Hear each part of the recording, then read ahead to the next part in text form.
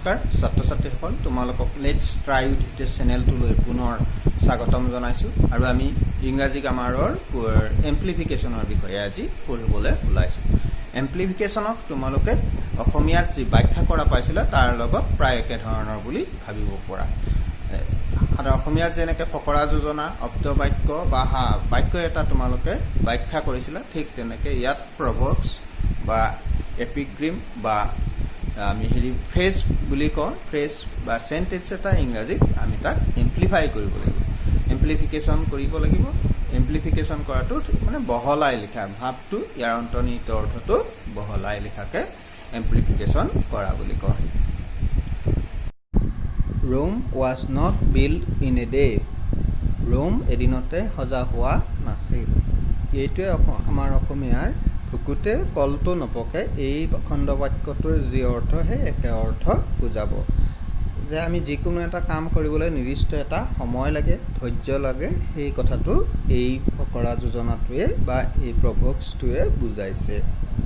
আহাছো আমি ইয়াৰ এটা এম্প্লিফিকেশ্যন লিখোঁ। Everything takes time to attain maturity.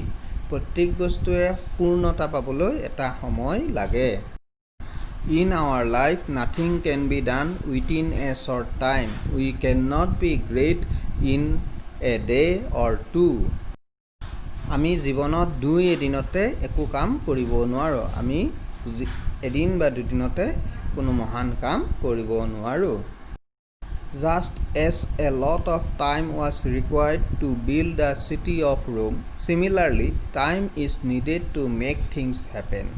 It is the nature of the work which determines the time required for it to be completed.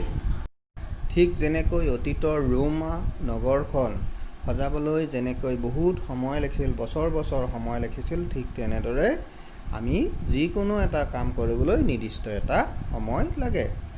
কোনো কাম কিমান সময়ত শেষ কৰিব পাৰিম সেইটো সেই নিৰ্দিষ্ট কামটোৰ প্ৰকৃতিৰ ওপৰতহে বা ধৰণৰ ওপৰতহে নিৰ্ভৰ কৰিব।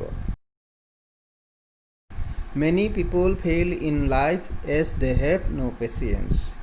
In the face of difficulties, they become disappointed. ধৈৰ্য নথকা বাবে বহুত মানুহে জীৱনত সফল হ'ব নোৱাৰে। তেওঁলোকে জীৱনৰ কঠিন সময়ছোৱাত হতাশ হৈ পৰে। They lack patience to carry on a great work. To finish something, a lot of effort, time and resources are needed. তেওঁলোকে একোটা মহান কামত একেৰাহে লাগি থকাৰ ধৈৰ্য হেৰুৱাই পেলায়। যিকোনো কাম এটা শেষ কৰিবলৈ হ'লে আমাক বহুতো চেষ্টা, সময় আৰু বিভিন্ন সমলৰ দৰকাৰ হয়। It is only proper planning, hard work, determination and regularity which can lead to fulfillment.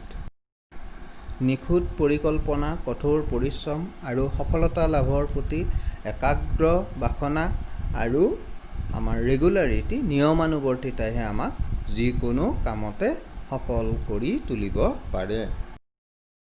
ছাত্ৰ ছাত্ৰীসকল, তোমালোকে নিশ্চয় বুজি পাইছা আৰু তোমালোকে যদি মোৰ আন ভিডিঅ'সমূহ চাবলৈ বিচৰা তেনেহ'লে এই ভিডিঅ'টোৰ ডেছক্ৰিপশ্যনত সেই ভিডিঅ'সমূহৰ লিংকটো দিয়া আছে, তাৰ পৰাও গৈ তোমালোকে চাব। আৰু তোমালোকে ই বন্ধু নামৰ এপ্লিকেশ্যনটো ডাউনলোড কৰি ল'লে তাৰ গ্ৰামাৰ ছেকশ্যনত আৰু ইংলিছ কম্পজিশ্যন ছেকশ্যনত তোমালোকে মোৰ ভিডিঅ'সমূহ পাবা, তাৰ পৰাও তোমালোকে চাবা। লেটছ ট্ৰাই উইথ হিটেছ চেনেলটোত তোমালোকক পুনৰ লগ পোৱাৰ আশাৰে আজিলৈকে